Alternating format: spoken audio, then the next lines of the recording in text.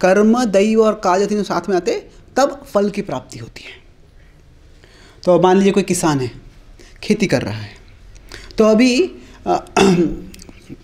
ज़मीन में उसको प्लो करना, फिर उसमें जो सीड्स है, बीज डालना, ये सब उनका कर्म है। पर उसके बाद में बारिश आना सही मात्रा में, सही समय पे, ये क्या है? वो दैव है। और कर्म और दैव साथ में आ जाए, पर उसके साथ साथ अगले दिन खेती नहीं आने वाली है, अन्न नहीं उगने वाला, उसके लिए काल चाहिए, उसके लिए कुछ समय लगेगा। जब फिर धान्य उगने का समय आ जाएगा तभी अनाज हो जाएगा, फिर क्या आएगा? फल आएगा। तो कर्म, दैव, काल तीनों साथ में आते हैं तो फल आता है। मान लीजिए कोई पुरुष स्त्री विवाह कर लेते हैं, फिर चाहते हैं कि अपना हमें बच्चा चाहिए, संतान चाहिए हमें, तो फिर वो साथ में आते हैं, वो कर्म है। पर सिर्फ साथ में आने से कि संतान की कंसेप्शन नहीं होता है कभी, उसके लिए दैव लगता है। और कर्म और दैव साथ में आने के बाद भी तुरंत बच्चा नहीं होता है, 9 महीने लगते हैं उसको, वो काल है। तो कर्म, दैव और काल, ये तीनों जब साथ में होते हैं तब फल आता है। अभी कई बार ऐसे होता है कि ये अभी कुछ कार्य ऐसे होते हैं उसमें जो फल है उसमें 99% कर्म की भूमिका होती है और दैव की भूमिका शायद 1% ही होती है। और कभी ऐसे हो सकता है कि हमारे कर्म की भूमिका केवल 1% हो सकती है और दैव 99% है। तो इसीलिए कई बार हमको लगता है कि मैं कर्म करता हूँ और फल आता है, पर वास्तव में इतना आसान नहीं है। वो साधारण कार्य हम देख सकते हैं। हम खाना खाते हैं, फिर उससे हमको पुष्टि मिलती है, शक्ति आती है, मतलब मैं खाना खाया, पुष्टि मिल गई। पर वास्तव में उसके बीच में एक बहुत जटिल यंत्रणा है, वह है पचन की यंत्रणा। और अभी आजकल लोग जो है वैज्ञानिक, अगर हमारे शरीर में कुछ कमी आ जाती है, कुछ अवयव काम नहीं करता है, तो उसको कृत्रिम बनाने का प्रयास करते हैं। कुछ किसी हाथ खराब हो गया तो फिर एक प्रोस्थेटिक आर्टिफिशियल कृत्रिम हाथ आता है, किसी का किडनी काम नहीं करता तो डायलिसिस करते हैं, किसी हृदय काम नहीं करता तो पेसमेकर लगाते हैं। तो अभी वैज्ञानिक प्रयास करें कि किसी का पचन खराब हो गया तो क्या हम एक आर्टिफिशियल डाइजेस्टिव मशीन लगा सकते हैं क्या? पचन करने का मशीन पेट में लगा सकते हैं क्या? तो अभी नैनो टेक्नोलॉजी आ गया है, बहुत प्रगति हो गया है, पर वैज्ञानिक बोलते हैं आपको पचन करवाना है तो मशीन नहीं, एक फैक्ट्री लगेगा, और सारा फैक्ट्री वो जितना पेट में रहता है उसको रखना बड़ा मुश्किल है। वो तो क्या होता है, ये बहुत ही कठिन और जटिल कार्य है। हम कभी हमारे वचन के बारे में सोचते ही नहीं है। The only time we think of our digestion is when it doesn't work. जब पचन काम नहीं करता है तब उसके बारे में सोचते, पर यह काफ़ी जटिल है। तो अभी किसी का पचन अच्छा नहीं होता है तो क्या होता है, उनको हर चीज़ सोचना पड़ता है, ये खाऊं कि नहीं, खाऊं कि नहीं। कुछ लोग होते हैं कि वो अपने मुंह को एक कन्वेयर बेल्ट के समान रखते हैं। जो भी है मुंह में डाल देते हैं, जो भी आ जाएगा, और फिर भी वो कुछ मोटे नहीं होते, तबीयत बिगड़ता नहीं है, क्योंकि क्या है, उनका पचन की शक्ति अच्छी है। कुछ लोग ऐसे थोड़ा सा खाने में कुछ कम ज़्यादा हो गया, थोड़ा ज़्यादा नमक हो गया, थोड़ा ज़्यादा तीखा हो गया, तो फिर तबीयत खराब हो जाती है। तो अभी क्या है इसमें, अभी हम पचन के बारे में सोचते नहीं हैं, पर पचन हमारे नियंत्रण में नहीं है। तो खाना ये हमारा कर्म है, जो फल हम चाहते हैं कि मुझे शक्ति मिल जाए, पर उसके बीच में जो दैव है वो है पचन में, उसके हम सोचते नहीं कभी, अधिकांश रूप से। तो अभी जिसका सेहत बहुत अच्छा है, तो जिसका पचन अच्छा है तो खाना खा लेता है, शक्ति मिल जाती है। उसके लगभग ऐसे दैव की जो भूमिका है वो लगभग अदृश्य होती है उसको, तो सोचना भी नहीं पड़ता उसको। वो दैव है उसमें, पर सोचना नहीं पड़ता उसको।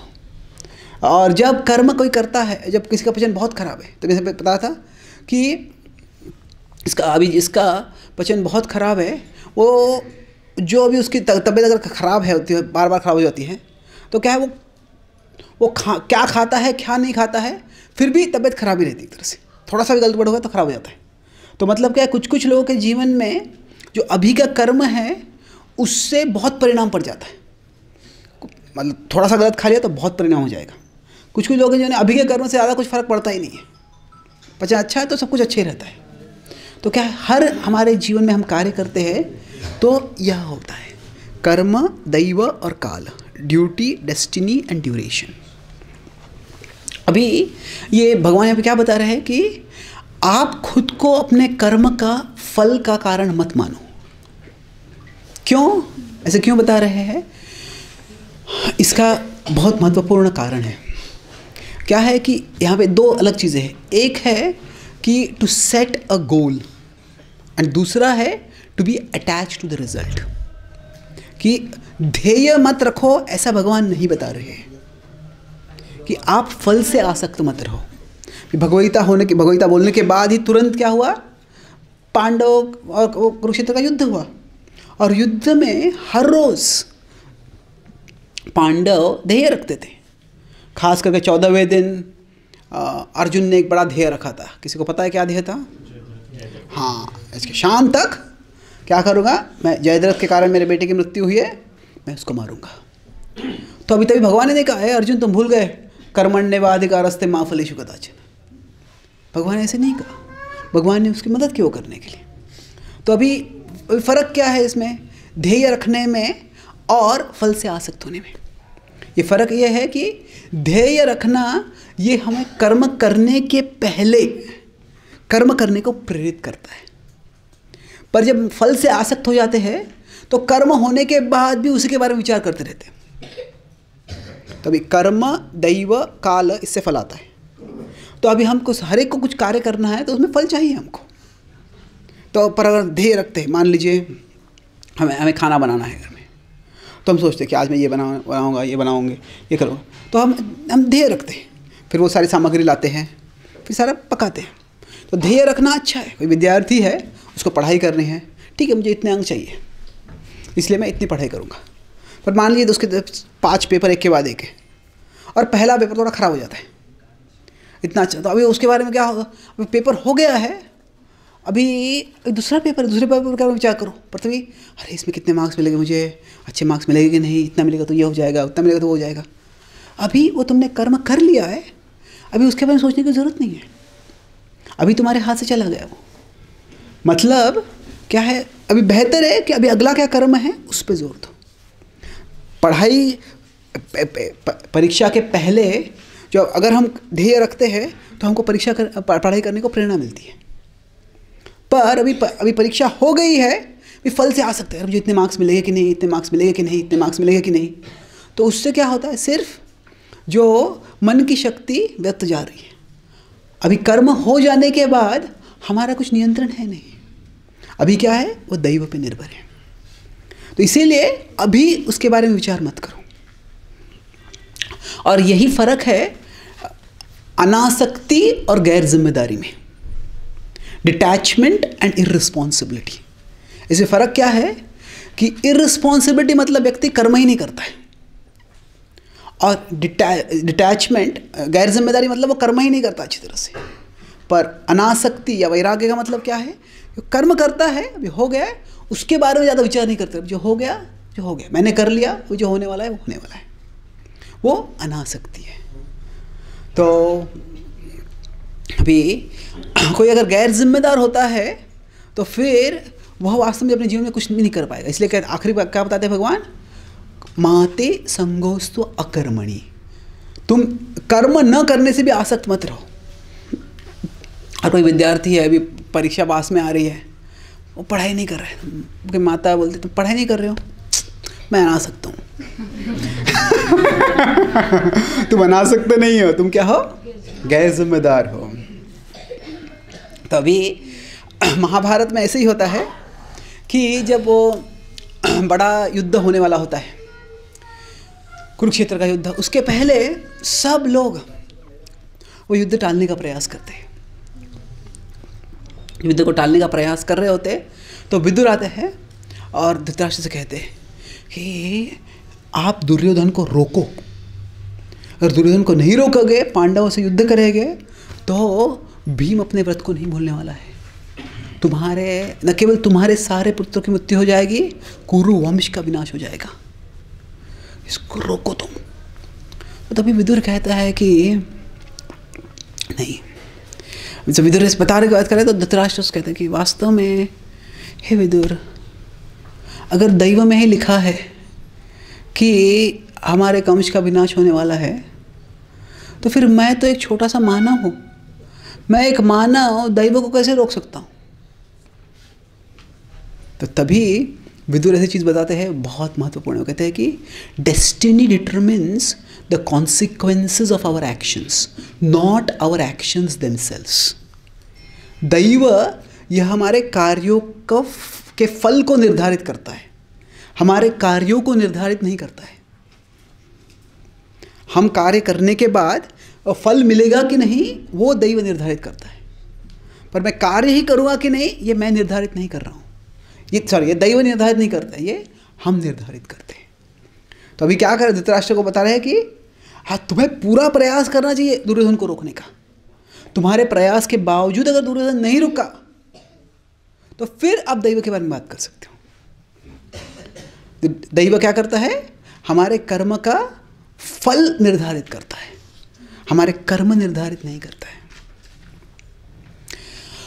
यही कई बार उदाहरण आता है, कई शास्त्रों में आप देखेंगे कि जब रामायण में प्रभु श्री राम को वनवास में भेजा गया तो तभी सारे राज्य में बड़ा दुख हो गया। लक्ष्मण को बड़ा गुस्सा आ गया था। तभी जब लक्ष्मण को बड़ा गुस्सा आ गया था तो लक्ष्मण कहला कि ये जो, पहले तो उसको दशरथ महाराज को गुस्सा आ गया कि तुम्हारी कोई गलती है ही नहीं। वास्तव में वनवास मतलब क्या है कि ये बहुत बड़ी सज़ा है। ये केवल मृत्युदंड से एक नीचे वाली सज़ा है। मृत्युदंड मतलब आपकी जान ले लेते हैं, और वनवास मतलब जान को छोड़ के सब कुछ लेते हैं। तो अभी यह बहुत बड़े गुनहगारों को सजा देते हैं ऐसे। अभी तो उस समय तो वो कहते हैं कि तुमने तो कुछ भी गलती नहीं की है और तुमको वनवास में भेजा जा रहा है कि ये राजा जो है अपने रानी से बड़े आसक्त है और वो काम के मोह में आकर उसने ऐसे कार्य किया है। लेकिन राम कहते नहीं, कि मैं दशरथ महाराज से मिला और वो मोह इनफैक्चुअली मोह में नहीं आए हैं, वो अपने वचन से बद्ध है।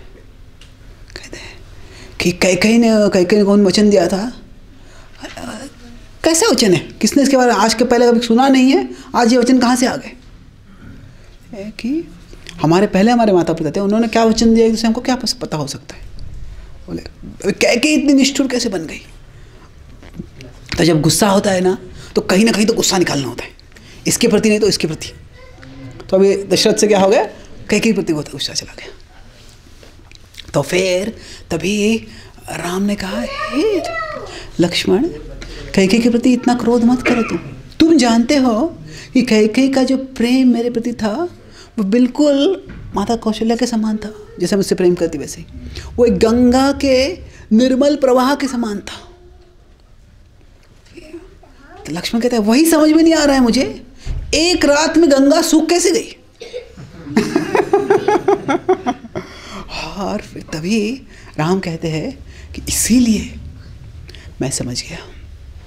जब मैंने कैकेयी के मुंह से वचन सुने तो मैं समझ गया कि यह दैव का खेल है, यह दैव का खेल है।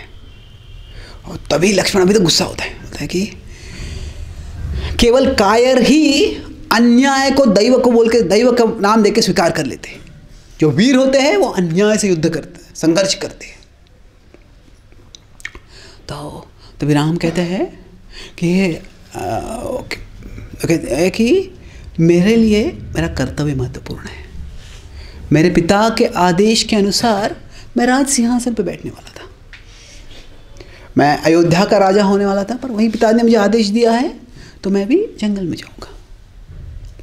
तो यहाँ पे क्या हो रहा है कि जब उनको वनवास में भेजा गया तो वो दैव के रूप में उन्होंने स्वीकार कर लिया, पर जब जंगल में सीता का अपहरण हो गया तो तभी राम ने ये नहीं कहा ये दैव की इच्छा है, मैं क्या कर सकता हूँ, इसको स्वीकार कर लेता हूँ। हाँ नहीं, ढूंढा और क्या किया, सीता को युद्ध करके पुनः प्राप्त किया। तो ये क्यों, वहाँ पे युद्ध नहीं किया, पहले राज्य में युद्ध नहीं किया पर बाद में युद्ध किया। क्यों? क्योंकि कर्तव्य महत्वपूर्ण है।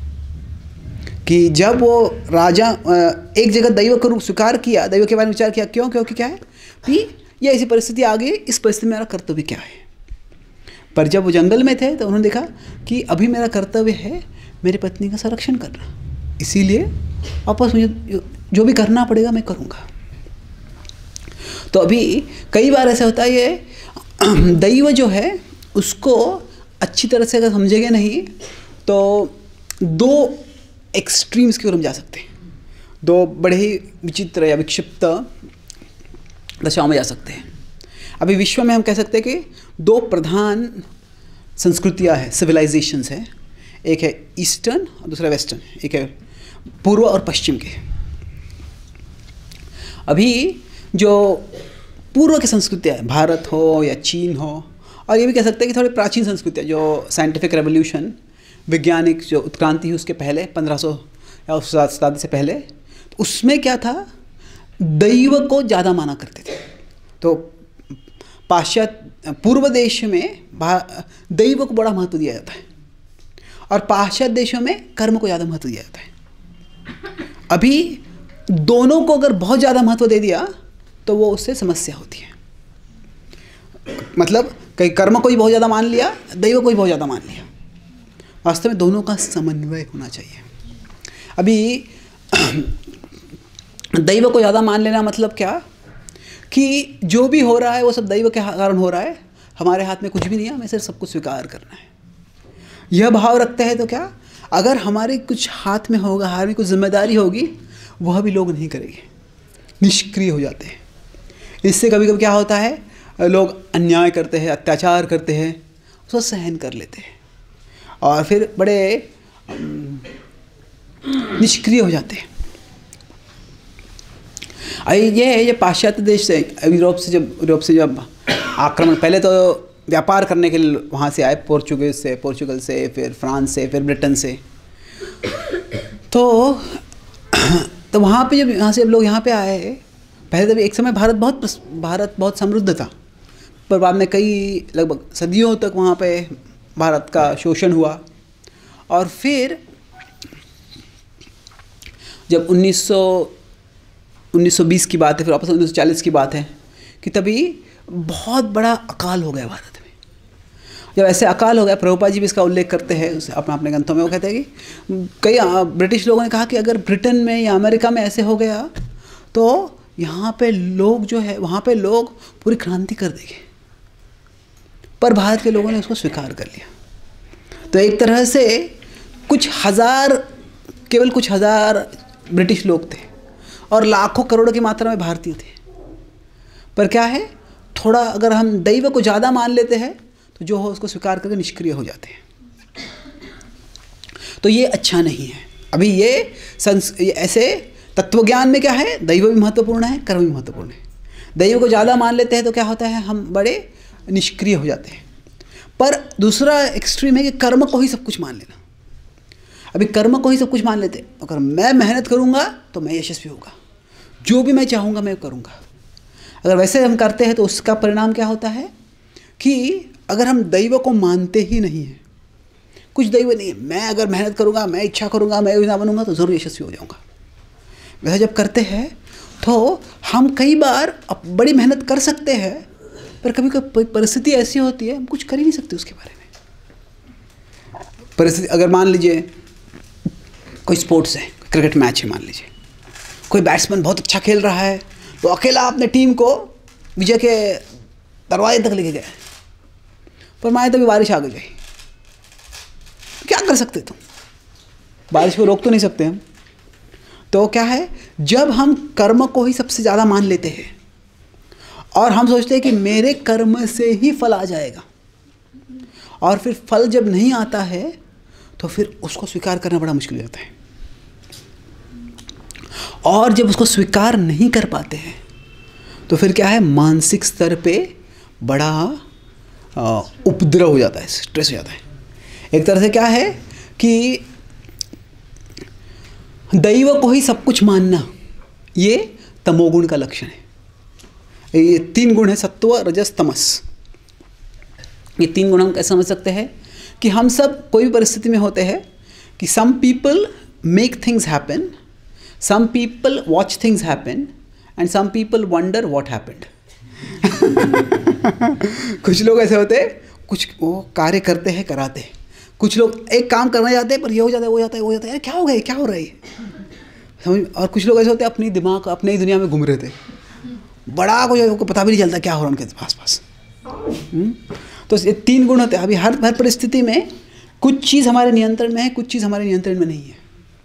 तो जब हम तमोगुण में होते हैं तो हमको लगता है मेरे नियंत्रण में कुछ है ही नहीं, या हम हमारे नियंत्रण की जो क्षमता है उससे कम उसकी गणना करते हैं। तो मान लीजिए इतना हमारे नियंत्रण में है, ये सारा हमारे नियंत्रण में नहीं है, पर हम सोचते हैं इतना सही मेरे नियंत्रण में, मेरे नियंत्रण में कुछ है ही नहीं। तो मतलब दैव को ही बहुत ज़्यादा मान लेना ये तमोगुण का लक्षण है। पर रजोगुण में क्या होता है, हम खुद की क्षमता को जितना सत्य उससे ज़्यादा मान लेते हैं। तो किसी को वज़न उठाना है, अरे इतना ये तो वज़न मैं कभी उठा ही नहीं पाऊँगा, ट्राई तो करके देखो, नहीं उठा ही नहीं पाऊँगा मैं ये। तो वो क्या है, खुद की क्षमता को मानते नहीं, वो तमोगुण का लक्षण है। पर कोई बड़ा वज़न है, हाँ मैं उठाऊँगा, फिर स्लिप डिस्क हो जाता है। वो क्या है, अपनी क्षमता से ज़्यादा मान लेना उसको, वो रजोगुण का लक्षण है। तो जब दैव को ज़्यादा मान लेते हैं वो तमोगुण है, जब हम कर्म को ज़्यादा मान लेते हैं वो रजोगुण है। तो अभी क्या होता है, जब कोई व्यक्ति सोचता है कि मेरे कर्म से ही फल आने वाला है और वो फल अगर नहीं आता है तो उसको स्वीकार, क्या हो गया, क्यों फल नहीं आया। Failure is an event in our life, failure is not an event that defines our life. जो अपयश है ये हमारे जीवन का एक प्रसंग है, सबके जीवन में अपयश आता है कभी कभी। पर जब अगर मैं सोचता हूँ कि मैं ही फल का कारण हूँ और फल नहीं आता है, तो मुझे लगता है कि मैं निकम्मा हूँ, मैं कुछ कर ही नहीं सकता, और सोच के हम हताश हो जाते हैं। तो अगर देखते हैं कि अभी दुनिया, लाइफ इज़ टफ, जीवन बहुत कठिन है, किसी को जीवन आसान नहीं होता है। अगर हम देखेंगे अभी आजकल के समाज में कुछ हद तक हमको सुविधाएं काफ़ी है। 300, 400, 500 साल पहले शारीरिक स्तर पे सुविधाएं भी काफ़ी कम थी, पर लोग जितना आजकल मन के स्तर पे विचलित है उतना पहले नहीं थे। मनोविकार भी बहुत बढ़ गए हैं। एक अमेरिकन लेखक कहता है कि मैं साइकोलॉजिस्ट के पास गया और उसने मुझे बताया कि मुझे बहुत डर लगता है, मैं एकाग्र नहीं रह पाता हूँ, मुझे रात को नींद नहीं आती है, मेरा मन बहुत भटकते रहता है, मैं नॉर्मल हूँ। मतलब ये सब आजकल के लोगों में नॉर्मल हो गया है। तो क्या हो गया है, अभी अगर शारीरिक स्तर पे आजकल के समाज में पहले से सुविधाएं अधिक है, तो फिर मन इतना क्यों विचलित होता है। तो क्या हो गया है कि हम खुद की क्षमता को ओवर एस्टिमेट करते हैं। हम कर्म प्रधान, कर्म यहाँ पे कर्तव्य की बात नहीं कर, कर्म मतलब मैं ही सब कुछ करने वाला हूँ, वो जब भाव रखते हैं और जब जो चाहिए वो होता नहीं है तो फिर वो सहन नहीं होता। ऐसे क्यों है, कैसे हो सकता है। अगर मैं चाहता हूँ कि मुझे इस परीक्षा में इतने मार्क्स मिलने चाहिए और नहीं मिलते, ये क्यों हो गया, मेरा जीवन व्यर्थ हो गया, मैं निकम्मा हूँ। नहीं, ऐसे नहीं है। कभी कभी हम प्रयास करते हैं, पर हमारे प्रयास के बावजूद अगर दैव अनुकूल नहीं होगा तो फल नहीं आता है। तो उस एक घटना को स्वीकार करके हमें आगे बढ़ना होता है। पर अगर उस घटना को ही स्वीकार नहीं करेंगे, हम ये ऐसे हो नहीं सकता है, क्यों हुआ, ऐसा नहीं होना चाहिए, तो फिर हम उसको उसी में फंसे रहते हैं और आगे नहीं बढ़ते हैं। तो जब हम दैव को समझते हैं तो क्या होता है, ठीक है जो हुआ और वो उसको स्वीकार करके फिर आगे बढ़ते हैं। ठीक है, ये मेरे परिस्थिति में नहीं, मेरे नियंत्रण में नहीं है, ये ऐसे हो गया है, पर इस परिस्थिति में मैं अभी आगे क्या कर सकता हूँ। वह जो इंग्लिश में इसको रेजिलियंस कहते हैं। रेजिलियंस मतलब कि आपके जीवन, जैसे गेंद होता है, अगर गेंद को आप नीचे फेंकते हैं, पटकते हैं, तो जितना ज़ोर से उसको पटकते हैं उतना ही वापस उठ जाता है। पर मान लीजिए वो पेपर वेट, कांच का कुछ पेपर वेट होता है, वो नीचे पटकते हैं तो क्या होता है, टूट जाता है। न केवल टूटता है, बाकी सब लोगों को कांच लग जाती है, उनको भी घायल कर देता है। तो कुछ लोग होते हैं जो वो कांच के पेपर वेट के समान होते हैं। अगर दुनिया, जीवन उनको कुछ अपयश मिलता है, पटक देते हैं, क्या होता है, पूरा टूट जाते हैं वो, और फिर टूट के दूसरों को भी घायल कर देते हैं। कुछ लोग ऐसे होते हैं खुद दुखी हो जाते हैं, बाकी सब लोगों को भी दुखी करते रहते हैं। तो अभी हमें क्या है, हमारे जीवन में वो पेपर वेट जैसे नहीं बनना है, हमको वो गेंद जैसे बनना है। तो जिस हद तक हम अंतरंग रूप से हम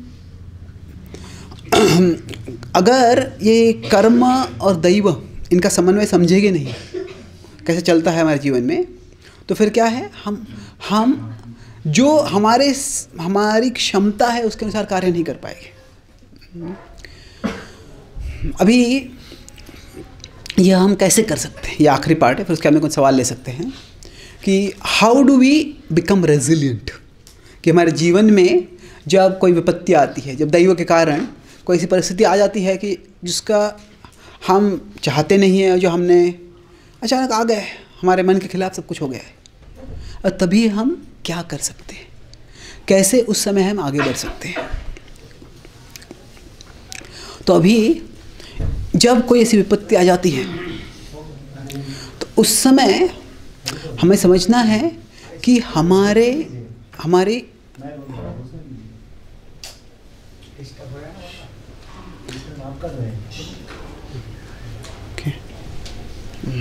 Any problem? Okay. Audience are more than the available space. Oh, okay. You can move this if you want. इसके बाजू अगर यहाँ पे बैठ सकते चाहिए तो। और लोग बाहर है क्या कोई लोग? हरे कृष्णा सर, इधर आइए। पे कर दीजिए।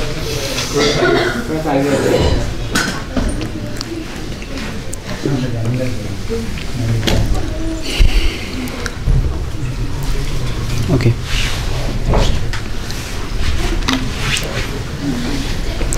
तो अभी जब हमारे जीवन में कुछ ऐसी विपत्ति आ जाती है जो हमने न तो, हम कभी विपत्ति चाहते तो नहीं है, पर उसकी अपेक्षा भी नहीं थी, कुछ योजना नहीं की थी, हम जब दैव के कारण कुछ ऐसे हो जाता है जो हमारे नियंत्रण में नहीं है, तो तभी हम क्या कर सकते हैं, कैसे हम तभी आगे बढ़ सकते हैं। तो इसके लिए सबसे पहले हमें समझना है कि अगर हमको लगता है कि ये ऐसी परिस्थिति है, इसके बारे में मैं कुछ भी नहीं कर सकता, मैं पूरा विवश हूँ। किसी को ऐसे जीवन में ऐसे आया है, कभी ऐसी परिस्थिति आ गई कि मैं कुछ भी नहीं कर सकता? किसी के जीवन में आया ऐसे? कभी आता है हमारे जीवन में। अगर अभी नहीं आया है तो आएगा।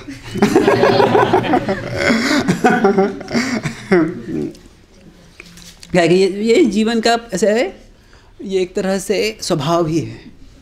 पर जब ऐसा विचार आता है कि मेरे नियंत्रण में कुछ भी नहीं है, और फिर उससे हम पूरा हताश हो जाते हैं, और तभी हमें उसी विचार को चुनौती देनी है। हम कैसे चुनौती दे सकते हैं? ये परिस्थिति इतनी बुरी है, ये इतनी खराब परिस्थिति है, क्या मैं इसको और ख़राब कर सकता हूँ? क्या बकवास सवाल है। पहले से परिस्थिति बड़ी ख़राब है, और ख़राब किसको करना है? नहीं, ऑब्वियसली उसको और ख़राब करना नहीं है, पर हमें हमारे मन को चुनौती देनी है। क्या हम इस परिस्थिति को और ख़राब कर सकते हैं? कोई भी परिस्थिति इतनी ख़राब नहीं होती है कि वो उसे और ख़राब करने की क्षमता हमसे छीन लेते।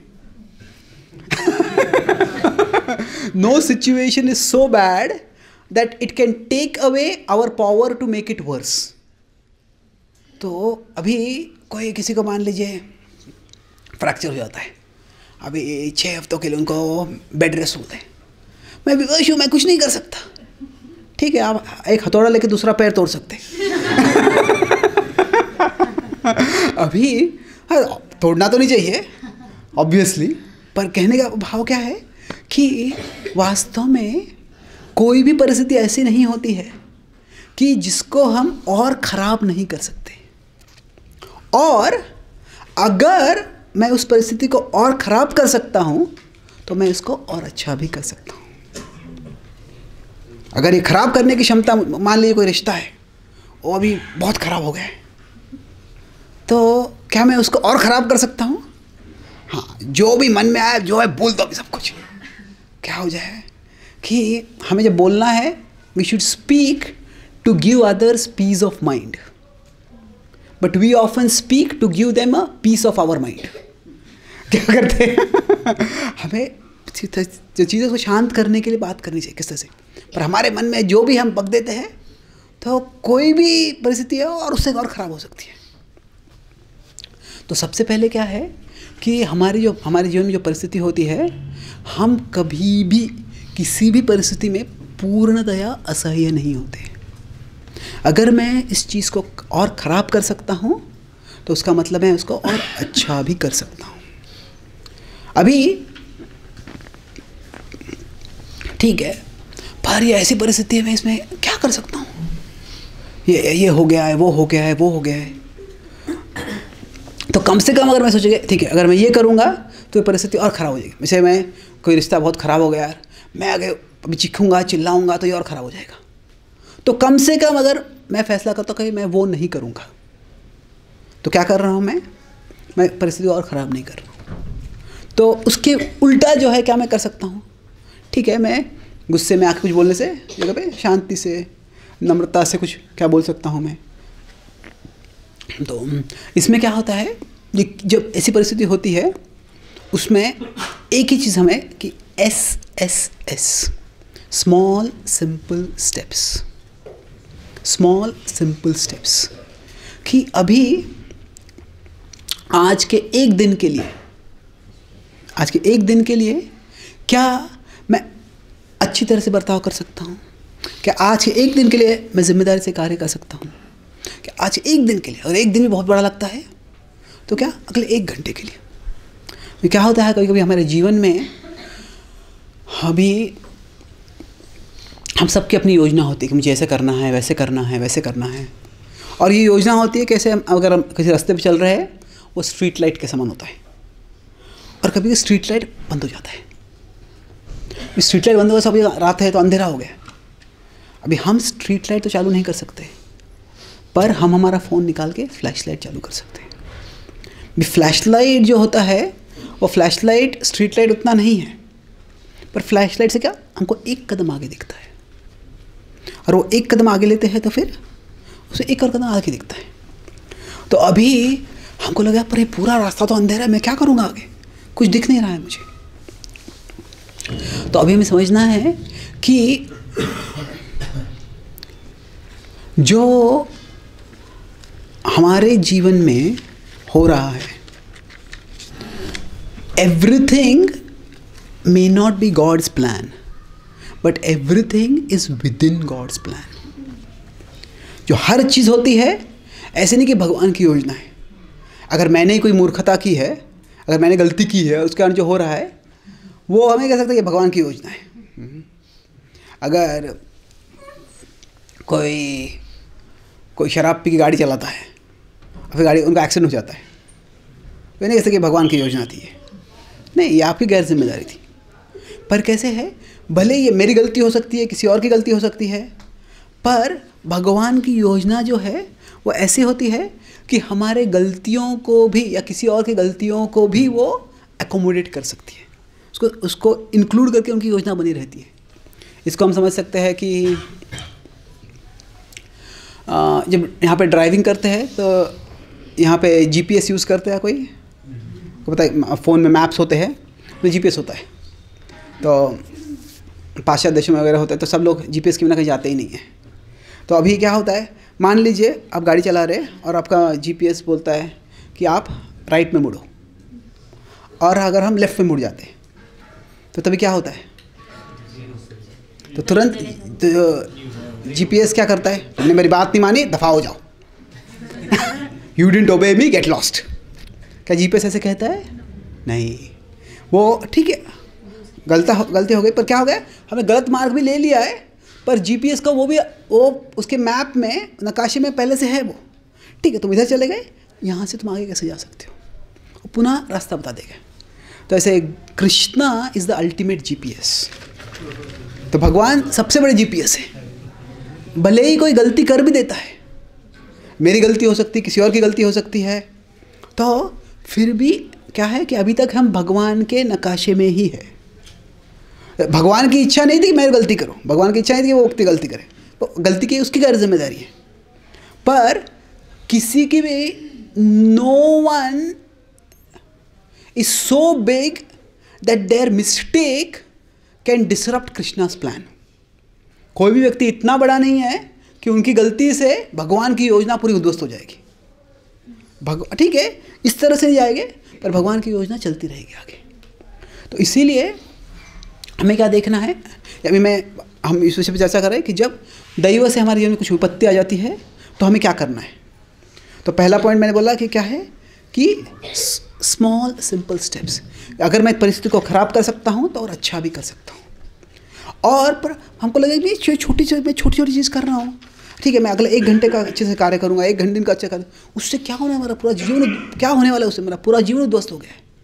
नहीं, अभी भी भगवान की योजना हमारे जीवन में चल रही है। तो क्या है कि आस्तिकवाद और नास्तिकवाद, इसमें ये फ़र्क नहीं कि कोई मंदिर में जाता है कि नहीं, जप करता है कि नहीं, भगवगीता पढ़ता है कि नहीं, सब अच्छा है और करना चाहिए, पर इसका परिणाम क्या होना चाहिए कि हमें वास्तव में ये विश्वास होना चाहिए कि the things are that are not in my control are not out of control, they are in Krishna's control.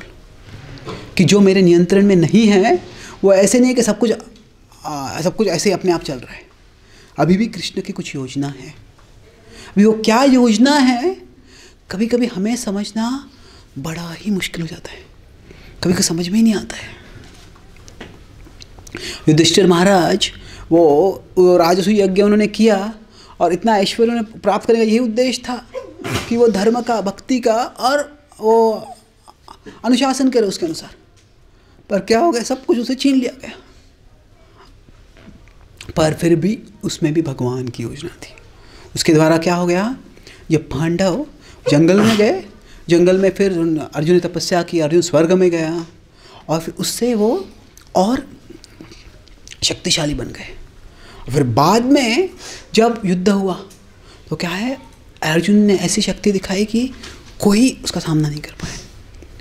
तो अभी क्या है कि भगवान की योजना क्या है, यह स्पेसिफिक में हम समझ नहीं सकते। अच्छा, ये योजना है, पर कि मान लीजिए हमारे जीवन में समस्या आ गई है। मैं 2 उदाहरणों के साथ बयान करूँगा इसके लिए प्रवचन का। कैसे है कि मान लीजिए कि हमारे जीवन में कोई समस्या आ गई। ये समस्या कैसी है, अचानक हम पे बहुत बड़ा बोझा आ गया। अभी मान लीजिए कोई हमको बोलता है आपको 20, 30, 40 किलो बोझा उठाना है, तो बड़ा मुश्किल है। तो अभी 2 चीज़ें हो सकती है। जब बोझा अगर उठाना है, ये बोझा मुझसे निकाल दो। ये एक वो हमारी समस्या का हल एक तरह से हो सकता है कि लाइफ बिकम्स ईजियर, और दूसरा उसका हल हो सकता है कि वी बिकम टफर। मान लीजिए हम पे बहुत बोझा है, पर अगर हमारा शरीर और तंदुरुस्त हो जाता है, हमारे मसल्स और शक्तिशाली बन जाते हैं, तो उससे भी क्या होता है, वो बोझा रहेगा, पर वो बोझा उठाते हुए हमारी क्षमता और बढ़ जाती है। तो कई बार जब ऐसे समस्या का बोझा हम पे आ जाता है तो हम भगवान से, ये बोझा क्यों आया, पहले तो हमारा सारा मन उससे घृणा करने में चला जाता है।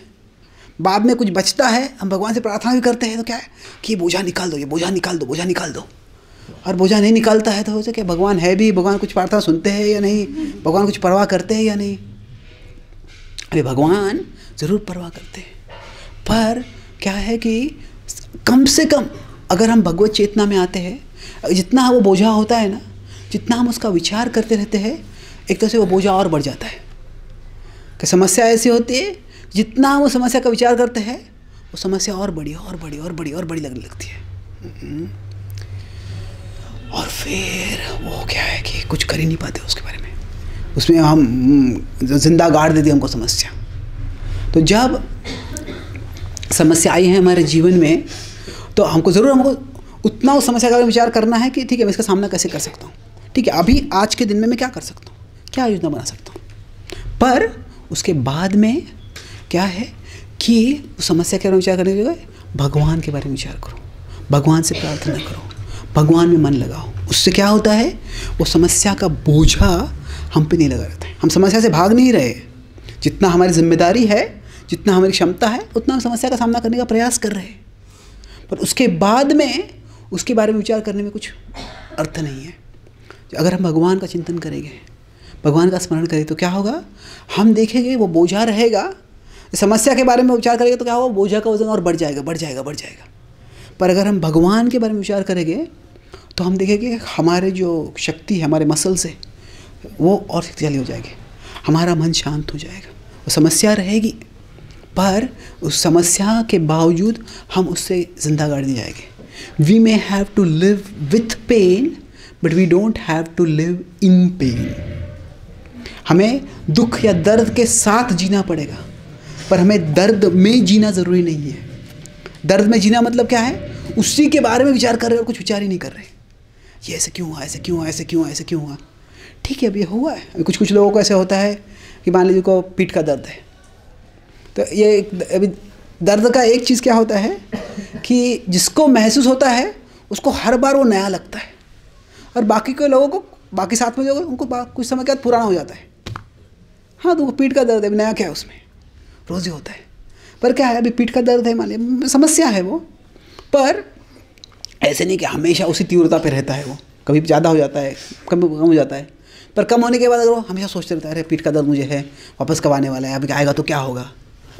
ठीक है दर्द है, उसके साथ जियो, जब आता है तो कुछ आप कार्य कम करो, बात पर आगे बढ़ो, आगे बढ़ना है। तो अगर हम भगवान के बारे में विचार करते हैं, अभी भगवान के बारे में विचार करना मतलब क्या कि अभी भगवान की भक्ति करते हैं, पर भगवान की भक्ति करते समय सिर्फ जप करना ये सब महत्वपूर्ण है, पर उसमें भाव क्या है कि हे भगवान मैं आपकी सेवा कैसे कर सकता हूँ। प्रभुपाद जी से पूछा गया था कि सबसे अच्छी प्रार्थना क्या है हम कर सकते हैं। प्रभुपाद जी कहते थे कि भगवान आपकी सेवा करने की शक्ति मुझे दो, please give me the strength to serve you. तो ठीक है ये परिस्थिति आ गई है, बड़ी विपत्ति मेरे जीवन में आ गई है, आपका सेवा भाव मुझे रखो। मैंने बताया पहले कि जो फ्लैश लाइट चालू करो, ये फ्लैश लाइट वास्तव में क्या है कि ठीक है इस परिस्थिति में मैं क्या कर सकता हूँ, इस परिस्थिति में भगवान की सेवा के भाव में मैं यहाँ पे क्या कर सकता हूँ। वो सेवा, जब तक हम नियंत्रण का भाव रखते हैं तो सारा अंधेरा लगता है, कुछ नियंत्रण में है ही नहीं मेरा, पर सेवा भाव रखते हैं तो फ्लैश लाइट ऑन हो जाता है। ठीक है एक चीज़ कर सकता हूँ मैं, एक चीज़ कर सकता हूँ, एक चीज़ कर सकता हूँ, और एक एक चीज़ करते रहते हैं तो क्या होता है, धीरे धीरे धीरे हम आगे बढ़ते रहते हैं।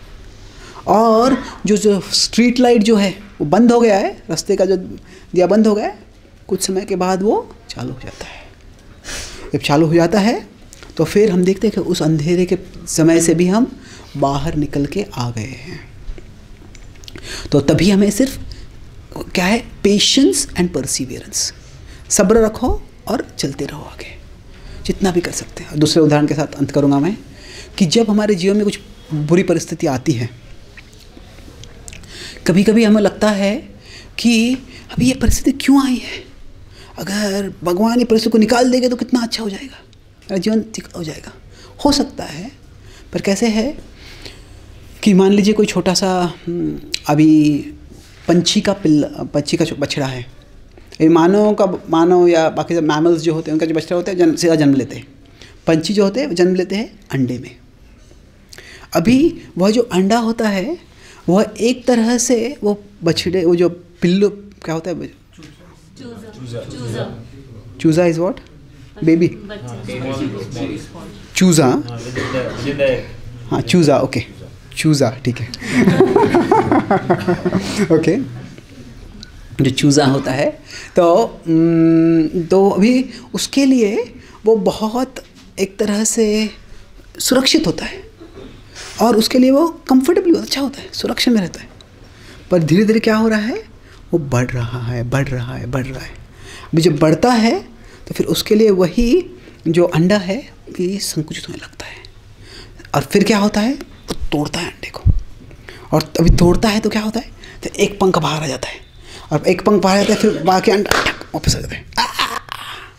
वो जो पंछी है उसको दर्द होता है, फिर बाद में पुनः उठा खेलता है, फिर दूसरा एक इधर टूटता है वो अंडा, थोड़ा और एक पंख बाहर आता है, फिर थोड़ा और शरीर बाहर आता है। पर जब ये बार बार वो बंद होता है उसका बड़ा दर्द होता है। अभी निसर्ग में कोई भी पंछी के बच्चे माँ पिता होते हैं, बड़ा पंछी, वो कभी उस अंडे को खुद तोड़ते नहीं है। अभी वो कोई इतना दर्द में तोड़ दो अंडे को, वो निसर्ग में वो पंछी के माता पिता कभी ऐसे नहीं करते हैं, पर कभी कुछ मानव कर देते हैं वैसे। पर अगर उसका अंडा खुद तोड़ देते तो क्या होता है, पंछी बाहर तो आ जाता है, पर वो संघर्ष से वो पंछी की जो शक्ति बढ़ती है वो शक्ति बढ़ती नहीं है। फिर बाद में उसको हवा में उड़ना है तो उड़ नहीं सकता है, और कोई भी आके उसको खा लेता है, कोई भी आके उसको पकड़ लेता है। तो क्या है, उस पंछी को कभी कभी उस अंडे से निकलने के लिए जो संघर्ष करना पड़ता है वह ज़रूरी होता है। अभी उस छोटे पंछी को उस समय समझ में नहीं आया कि क्यों हो रहा है मेरे साथ, पर उससे कुछ हो रहा है कि if we try to escape necessary suffering we often create unnecessary suffering. कि जीवन में कुछ दुख अनिवार्य होता है, और वो अनिवार्य दुख से जब हम बचने का प्रयास करते हैं तो जो दुख अनिवार्य नहीं है उसको हम स्वीकार कर लेते हैं। और अभी पंछी को वो अंडा तोड़ना ये अनिवार्य दुख है, पर अगर वो उसको स्वीकार नहीं करता है, बाहर जाता है, पर क्या है, बाद में कोई उसको पकड़ लेगा, को खा लेगा, तो वो ऐसा दुख है जो टाला जा सकता है। तो इसीलिए हमें देखना है, ऐसे नहीं है कि भगवान जब हम समस्या में हैं हम तभी भगवान हमें मदद नहीं कर रहे। कभी कभी हमको लगता है मेरा जीवन सब अच्छा चल रहा था, मेरा सेहत अच्छा था, परिवार अच्छा था, घर वाले सब अच्छे, भक्ति भी अच्छी चल रही है, अभी ये क्यों हो रहा है मेरे जीवन में। पर वो कैसे है, हम सब अलग अलग प्रकार के अंडों के अंदर है, और जो अंडा क्या है, हमारी अभी जीवन की संकल्पना जो है, और कुछ हद तक कुछ काल तक वो अंडा हमारे संरक्षण का कारण होता है, पर कुछ समय के बाद वही अंडा जो है हमें संकुचित करता है। तो तभी जब हमारे जीवन में समस्या आती है तो हमें समझना है कि ऐसे नहीं कि भगवान हमसे प्रेम नहीं करते, भगवान हमारे को कृपा नहीं करते, भगवान हमसे नाराज़ है, वो सब सोचने की ज़रूरत नहीं है। भगवान हमें परवाह नहीं करते, वास्तव में क्या है, वो हमारे ही वृद्धि का लक्षण है। तो उस समय दर्द होगा, पर अगर हम आगे बढ़ते रहेंगे तो क्या होगा, हमारी वृद्धि होगी, और वो जो अंडा है जब टूट जाएगा तो हम और शक्तिशाली होकर उससे बाहर निकलेंगे। मच्चित्ता सर्वदुर्गाणि मत प्रसादात् तरिष्यसि। भगवान कहते हैं 18वें अध्याय में 98वें श्लोक में कि अगर आप मेरी चेतना में आते हो तो फिर आप कितनी भी बड़ी समस्या होगे उसके आप परे चले जाओगे। मच्चित्ता, मेरी चेतना में आ जाओ, आप समस्याओं के परे चले जाएंगे। तो यही अगर भाव रखते हैं हम, और छोटे छोटे कदम, इस परिस्थिति में क्या कर सकता हूँ मैं, ठीक है, ये एक छोटा कदम मैं ले सकता हूँ, एक और छोटा कदम, ठीक है, आज के एक दिन के लिए, अगले 1 घंटे के लिए क्या मैं उचित कार्य कर सकता हूँ, क्या मैं ऐसा कोई कार्य नहीं करूँ जिससे कि और परिस्थिति और ख़राब हो। 1 घंटे के लिए क्या मैं सेवा भाव से जो परिस्थिति उसको स्वीकार करके मैं क्या कार्य कर सकता हूँ। ऐसे करेंगे तो अंधेरे में भी हमको रोशनी दी जाएगी, और ये रोशनी जो अंधेरे में हम अपने फ्लैशलाइट जो है सेवा भाव, वो चलते रहेंगे तो एक समय वो अंधारा चला जाएगा, पुनः रोशनी आ जाएगी। पर उसके उस अंधेरे से जब हम जा रहे हैं उससे हम और शक्तिशाली बन रहे हैं। हमारे अंतरंग जो है, हमारे अंदर भगवान के प्रति श्रद्धा है, भगवान के प्रति भक्ति है, वो सब और वृद्धि हो जाएगी। और इस तरह से हम न केवल जीवन के समस्याओं से जाएंगे, पर वास्तव जीवन की समस्या जाते जाते भगवान के और करीब जाएंगे हम।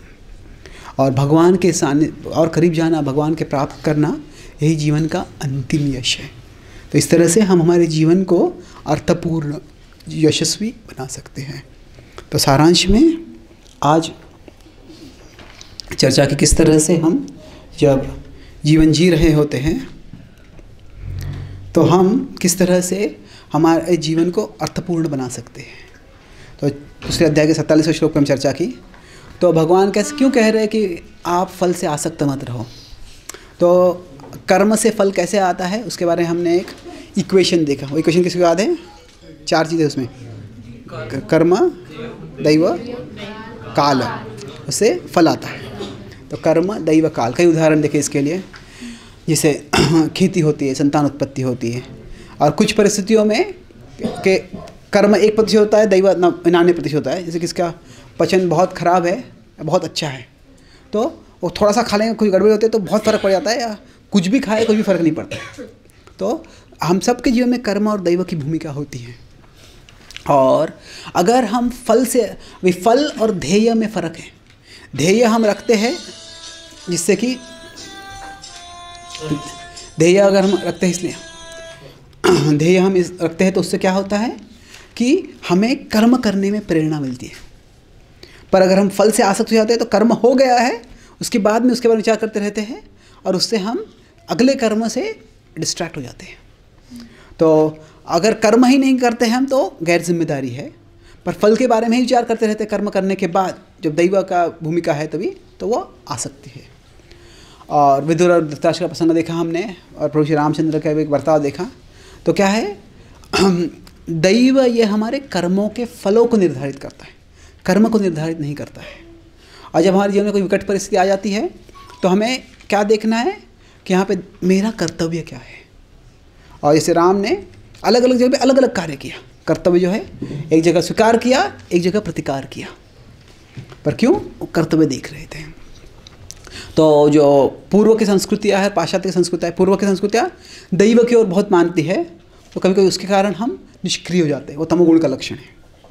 और पाश्चात्य संस्कृति जो है वो कर्म को ज़्यादा जोर देती है और दैव को मानते नहीं हैं, तो फिर उससे क्या हो जाता है, उससे कहते हैं मनोविकार आ जाते हैं, क्योंकि स्वीकार नहीं कर पाते।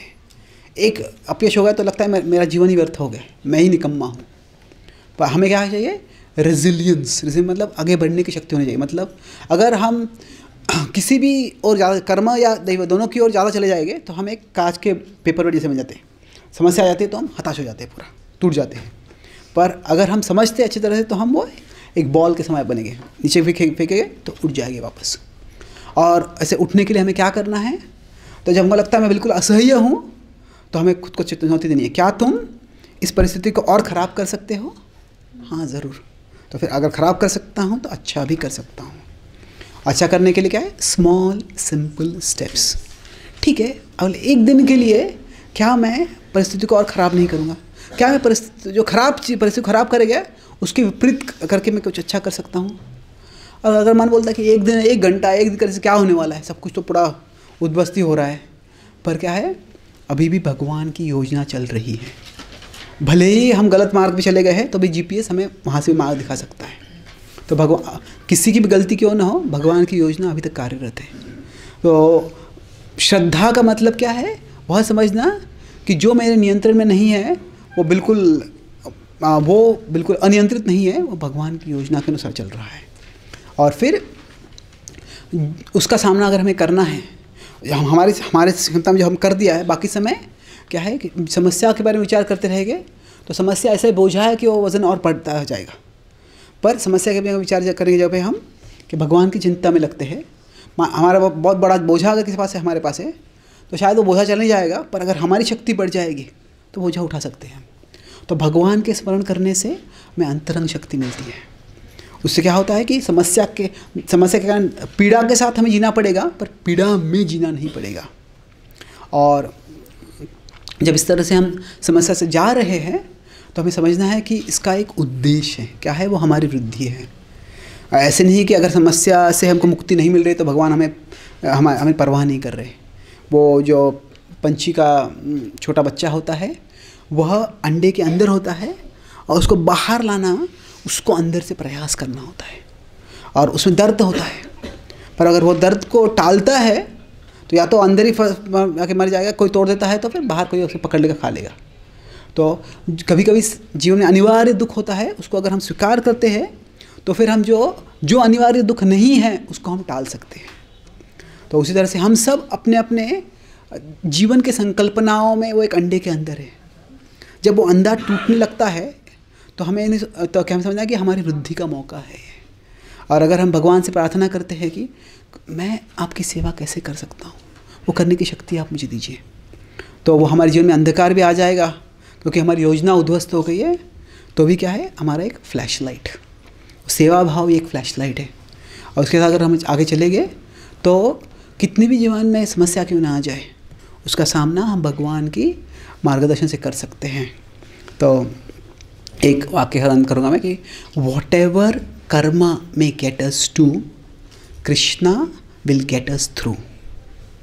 हमारे कर्म से हम किसी भी परिस्थिति में क्यों ना आ जाए, कृष्ण हमें उस परिस्थिति से निकाल सकते हैं। बहुत बहुत धन्यवाद। हरे कृष्णा। किसी को कोई सवाल है? Yes please. भाग्य एक स्थिर चीज है या फिर कर्म से उसको बदले जा सकता है? क्या भाग्य या दैव जो है, क्या यह स्थिर है या वो बदली जा सकती है? अभी सबसे पहले भाग्य क्या है हमें समझना है कि हम सब ने, भाग्य या दैव आप जो बोल रहे हैं, हम सब इस जीवन में हैं, इसके पहले हमारा जीवन था और पिछले जन्मों में हमने कुछ कर्म किया है और वो कुछ अच्छा कर्म है, कुछ बुरा कर्म है, और उस सब को एक तरह से वो संचित होके वो एक अभी हमको इस जीवन में मिलने वाला है। तो अभी पूर्व जन्म में हमने जितना कर्म किया है वह फिक्स्ड है, वो बदलते नहीं सकते हम। कुछ मात्रा में अच्छा कर्म किया है, कुछ मात्रा में बुरा कर्म किया है, वह हम बदल नहीं सकते।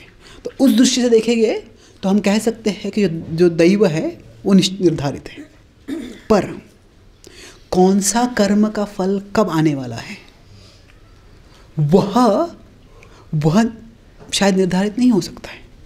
अभी मान लीजिए कैसे है कि हमारे अभी के कर्म से भी परिणाम होता है। अभी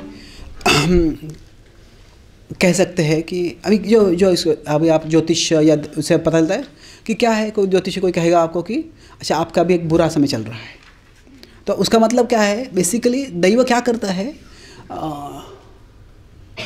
destiny basically determines the weather and our efforts determine how we drive। मान लीजिए आपको कार ड्राइव करके जाना है कहीं, गाड़ी ड्राइव करके जाना है कहीं, तो तभी अगर मौसम बहुत ख़राब है तो अभी मौसम ख़राब है, वो एक तरह से हमारे जीवन में एक बुरी दशा से हम जा रहे हैं।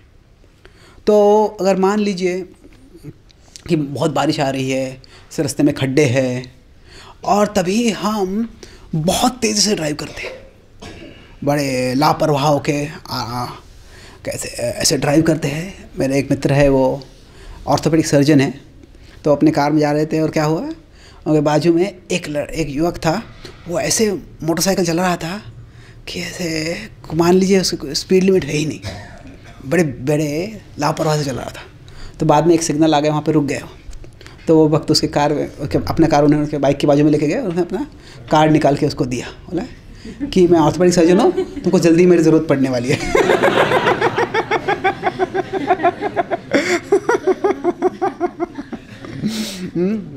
तो अभी क्या है, मान लीजिए कोई वातावरण ख़राब है और उस समय एक्सीडेंट हो जाता है, पर अगर वो व्यक्ति चौकन्ना होकर सावधानी से चला रहा है गाड़ी, तो फिर क्या होगा, एक्सीडेंट की मात्रा कम हो जाएगी। पर अगर बड़े लापरवाही से चला रहा है, तेज़ी चला रहा है, तो एक्सीडेंट बहुत बड़ा हो सकता है। तो अभी क्या है, वो जो बुरा वातावरण है वह पूर्व कर्म से निर्धारित है, पर किस मात्रा में एक्सीडेंट होगा वह निर्धारित नहीं है। तो इसलिए हमारा अभी का कर्म जो है वह भी जिम्मेदार होता है। तो इसलिए हमें कभी ज़्यादा इसका विचार नहीं करना कि क्या निर्धारित है, क्या निर्धारित नहीं है। ये देखना है कि मैं इस परिस्थिति में सबसे अच्छा कार्य क्या कर सकता हूँ। जो परिस्थिति नहीं बदल सकता उसको स्वीकार कर ले, और उसमें जो मैं अच्छा कर सकता हूँ वो कर लेते हैं। ओके, ठीक है, इसमें बोलिए। जी हरे कृष्णा। जी मैं ये समझना चाहूँगा प्रभु जी, महाभारत में जैसे दुर्योधन को पता था कि भीष्म पितामह शक्तिशाली है, गुरु द्रोणाचार्य शक्तिशाली है, यहाँ तक कि भगवान भी शक्तिशाली है, तो उस दुर्योधन के पास में इतना क्या शक्ति था कि वो नहीं समझ पा रहा है कि मैं उस कौरवों को उसमें मतलब हाँ युद्ध में कि मैं सफल हो जाऊँगा। कि जब दुर्योधन जानता था कि भीष्म या कृष्ण ये सब इतने शक्तिशाली है, फिर भी उसको क्यों उसने उनसे युद्ध करने का निर्धार रखा था। क्या होता है कि एक होता है दृढ़ संकल्प और दूसरा है उसके विपरीत में हम कह सकते हैं कि उद्दंड जिद्दीपन, कि determination and obstinacy are two sides of the same coin. अच्छे कार्य के लिए हम एक बनाए रखते हैं खुद को, वो दृढ़ संकल्प कहलाता है, पर अगर बुरे कार्य के लिए हम बनाए रखते हैं खुद को तो उसको क्या कहते हैं, उसे जिद्दीपन कहते हैं, ऑब्स्टिनेसी कहते हैं उसको। तो अभी दुर्योधन ऐसा है कि हम जो इच्छा करते हैं, हमारी इच्छा इतनी प्रबल होती है कि हम वो ही देखते हैं। को सारी दुनिया में सब कुछ दिखेगा। ऐसे एक बार एक व्यक्ति था, वो ऐसे जो लोग शराबी थे उनको शराब को छुड़ाने के लिए वो लेक्चर दे रहा था, एंटी अल्कोहलिक कैंपेनर था। तो उसने बोला कि मैं एक डेमोन्स्ट्रेशन करूँगा कि शराब कितना ख़राब होता है। तो क्या किया उसने एक ग्लास में एक बॉटल में शराब था, उसने अपने एक पॉकेट से एक डिब्बी निकाली, उसमें एक थोड़ा कीड़ा था और वो कीड़ा उसने शराब में डाल दिया और वो थोड़ा फड़फड़ाया और नीचे जाके चला गया और मर गया वहाँ पे। तो सब शराबियों को उसने पूछा क्या क्या सीखते हो तुम इससे? तो सब नीचे देखने लगे, पर एक बड़ा प्रसन्न हो गया था। क्या सीखते हो? उसने हाथ पर क्या, अगर मैं शराब पीऊँगा तो मेरे पेट में जो कीड़े जंतु है सब मर जाएंगे।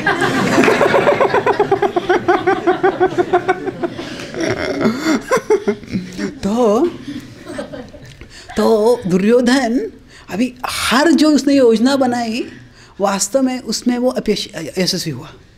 जब उसने भीम को जहर देने का प्रयास किया, पर उससे क्या हो गया, भीम नदी के अंदर वरुण देव के पास चला गया और उसे अमृत पी के और शक्तिशाली बन के आ गया।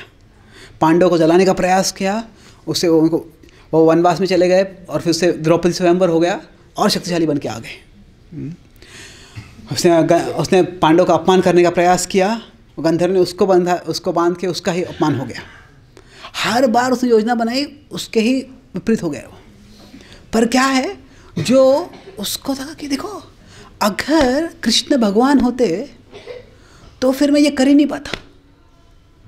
कृष्ण भगवान होते तो युधिष्ठिर कैसे ये सब हार सकता था। और जो 14वें दिन में जब अर्जुन जा रहे थे सीधा, तो क्या पहले अर्जुन वो कौरव के व्यूह में चले गए, फिर उसके बाद में काफ़ी आगे जाने के बाद उसने सात्विक को भेजा, युधिष्ठिर महाराज ने, फिर बाद में भीम को भेजा।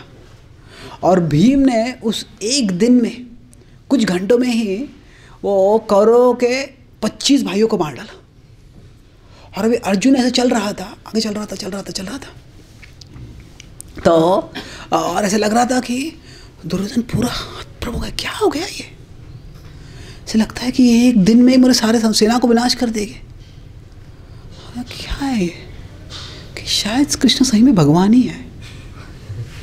पर क्या है, अगर आपको इच्छा है, अगर बहुत ही तीव्र इच्छा है कोई चीज़ करने की, तो बुद्धि वैसे ही काम करेगी कि तो तभी अगर कृष्ण भगवान होते तो फिर कृष्ण को अर्जुन इतने प्रिय है, अर्जुन को अभिमन्यु इतना प्रिय है, मैं अभिमन्यु का वध कैसे कर पाता?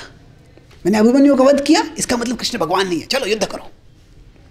तो क्या होता है कि हम सब जो इच्छा रखते हैं उसी से हमारी दृष्टि बन जाती है। तो इसको विज्ञान में कहते हैं, the theories we like we call them facts, the facts we don't like we call them theories. जो धारणाएं हमें अच्छी लगती है वो कहते हैं सत्य कहते हैं, जो सत्य हमें अच्छे लगते हैं वो कहते हैं धारणा ही है सिर्फ, ये ऐसे होता है। तो उसको इतनी तीव्र इच्छा थी कि मुझे राज्य चाहिए ही, तो उसके कारण वो उसके विपरीत जो भी सबूत था उसके प्रति वो अंधा हो गया था। तो हमें इस तरह से अगर बहुत आसक्ति होती है तो जो सत्य सामने भी होता है वो दिखता नहीं है। हरे कृष्ण। प्रभु जी, इसमें जैसे मेरे अंदर ही है, जैसे आसक्ति है, तीव्र ही है एक प्रकार से, मैं भक्ति में उतना इन्वॉल्व नहीं हो पा रहा, तो उसको शांत करने। देखिए, दो चीज़ें इसमें, हम सब में आसक्तियाँ हैं, पर क्या वो हम आसक्ति को और बढ़ा रहे हैं या कम करने का प्रयास कर रहे हैं? अभी कैसे होते हैं, अलग अलग आसक्तियाँ हम कह सकते हैं कि ये एक घाव के समान है। कुछ कुछ घाव ऐसे होते हैं, कुछ थोड़ा दवाई लगाओ वो ठीक हो जाता है।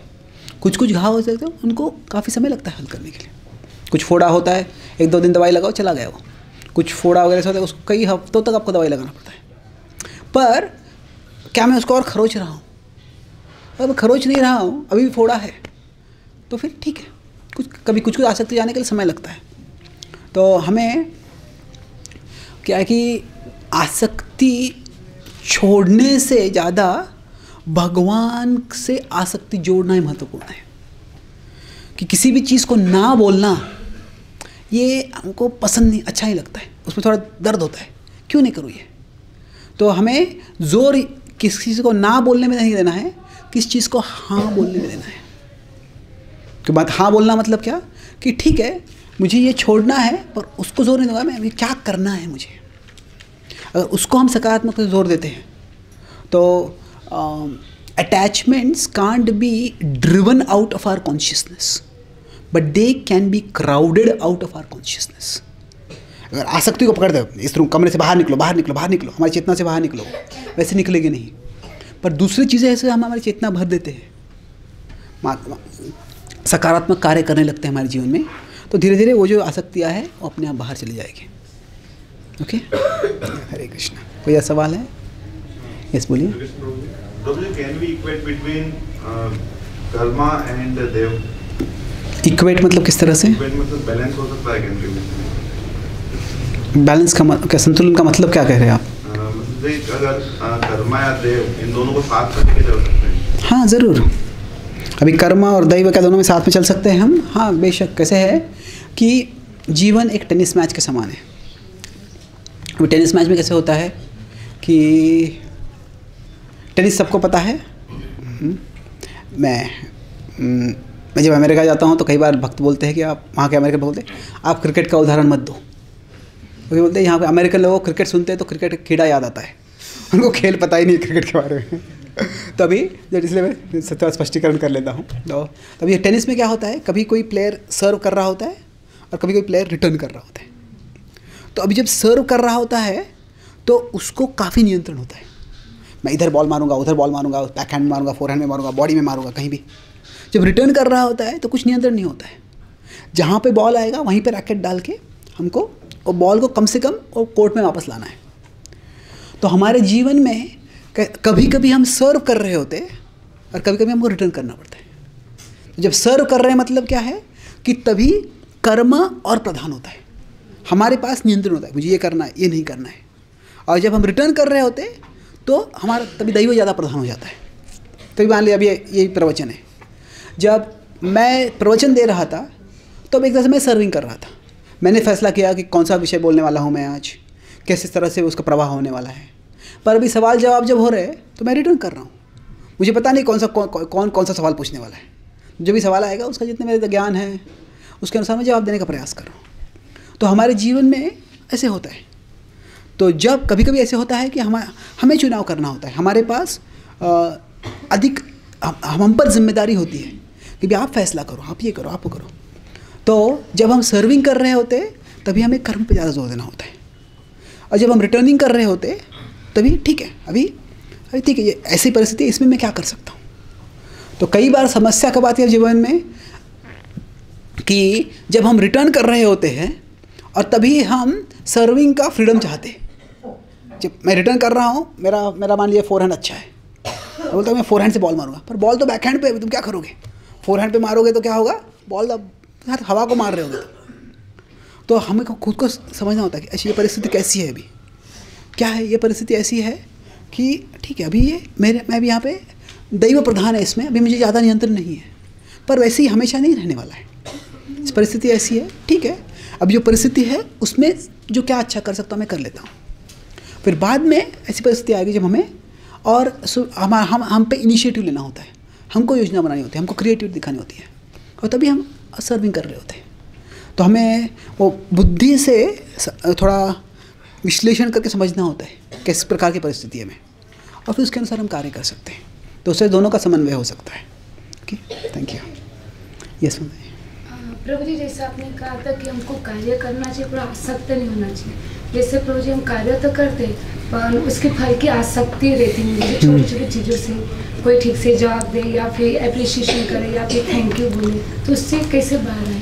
देखिए, मैं पहले से बताया कि कर्म करते समय ध्येय रखना ज़रूरी है, और एक तरह से अपेक्षा भी स्वाभाविक है हमारे जीवन में। हम कोई भी कार्य करते हैं अपेक्षा होती है, पर हमें समझना है कि जो अपेक्षा है क्या वो मुझे जो सत्य जीवन है उसको सामना करने में मदद कर रही है या उसमें बीच में आ रही है। मान लीजिए मैं यहाँ पे हूँ, जीवन रियलिटी सत्य यहाँ पे है, परिस्थिति यहाँ पे है, और मेरी अपेक्षा यहाँ पे है। तो कई बार हमारे अपेक्षा से हम सत्य को अच्छी तरह से और परिवर्तित जीवन को और अच्छी तरह परिवर्तित कर सकते हैं। मान लीजिए हमने कोई ज़मीन ली है, हमको वहाँ पे घर बनाना है, तो मेरा अपेक्षा है कि ऐसा घर बनाना है, ऐसे घर बनाना है, ऐसे घर बनाना है। तो फिर उस अपेक्षा से मैं कार्य करता हूँ, तो फिर वहाँ पे वैसे घर बनता है। तो हमारी जो अपेक्षा है शायद उससे हम जो जीवन है उसको एक तरह से रीशेप कर सकते हैं, उसको उस तरह से बना सकते हैं। पर कभी कभी ऐसे होता है कि जो सत्य होता है पूरा विपरीत हो जाता है। तो तभी हमें समझना है कि मान लीजिए अभी किसी को से रोइंग के बोट का रोइंग होता है, उसको सीखना है। उसको वो होता है कि मैं अभी दिखाऊंगा, रोइंग सिखाऊंगा, फिर सारे मित्र आएंगे, उनको दिखाऊंगा, मैं सब फेसबुक पे फ़ोटो लेंगे मेरा और डालेंगे फ़ोटोज़, वीडियो डालेंगे, मैं प्रसिद्ध हो जाऊंगा। फिर प्रैक्टिस करता है, फिर सब मित्रों को बुलाता है, और जब वहाँ पे बोट में बैठता है अपने साथ में ओर्स है उसके साथ जा रहा है, उसमें अचानक एक बड़ी लहर आ जाती है, और अगले पल में उसके हाथ में ओर्स नहीं है, उसके नीचे बोट नहीं है।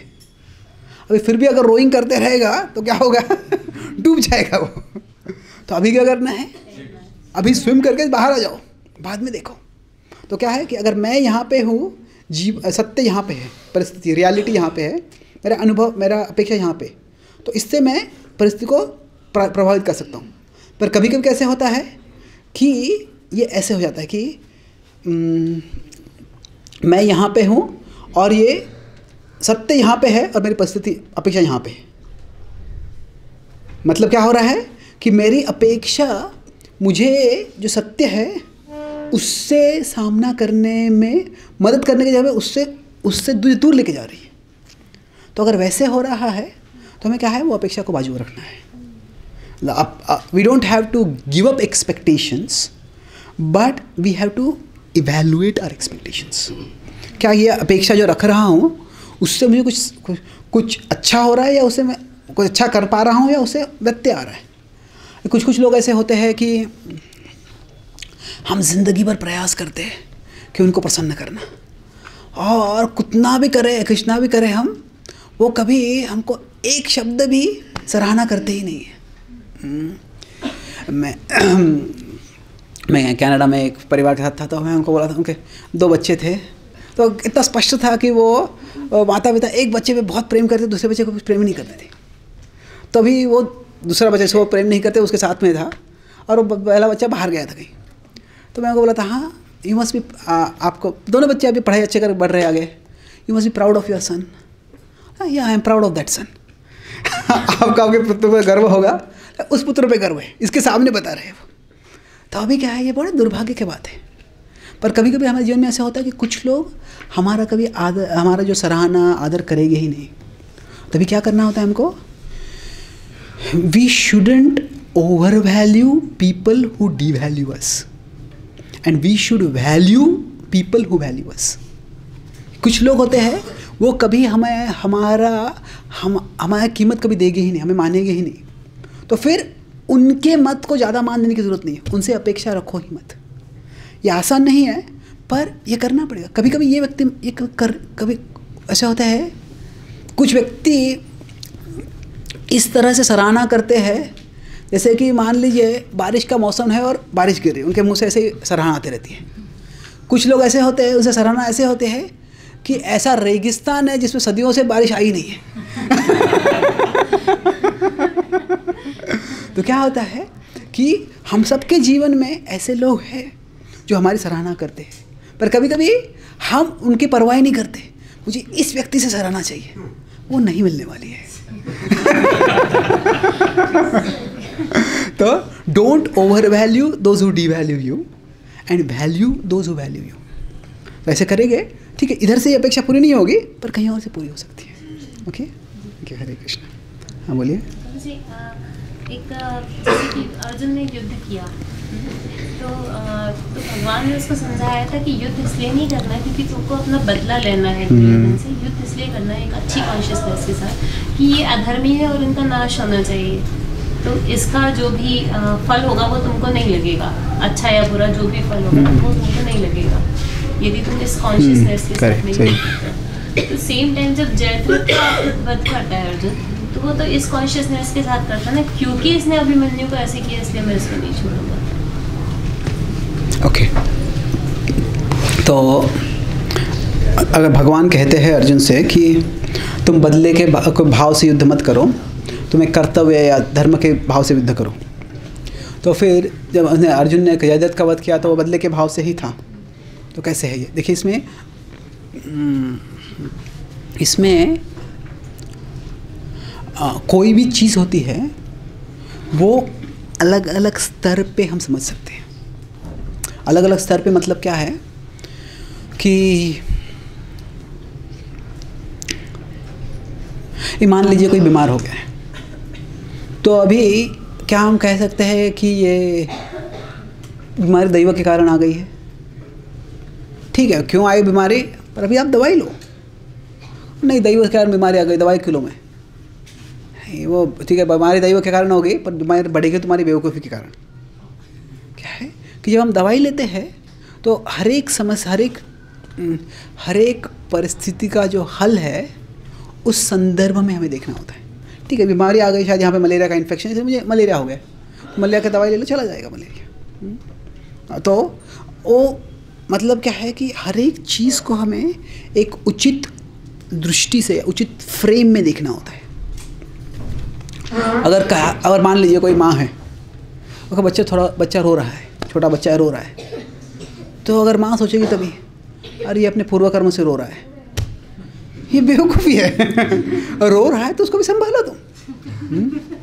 अभी हो सकता है कि आप उसको देखभाल करो, दवाई दो, खाना दो, फिर भी वो रोते रहे, शायद उसको ऐसी कुछ बीमारी है वो ठीक नहीं हो रही है, तो वो दैव से कह सकते हैं।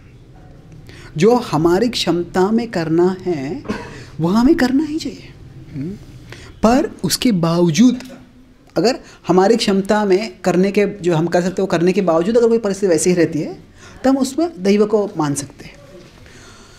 तो जब भगवान अर्जुन से कहते हैं कि आप बदले के भाव से युद्ध मत करो, निर्वैरः सर्वभूतेषु यह समामेति पांडव, कि आप किसी से वैर का भाव मत रखो।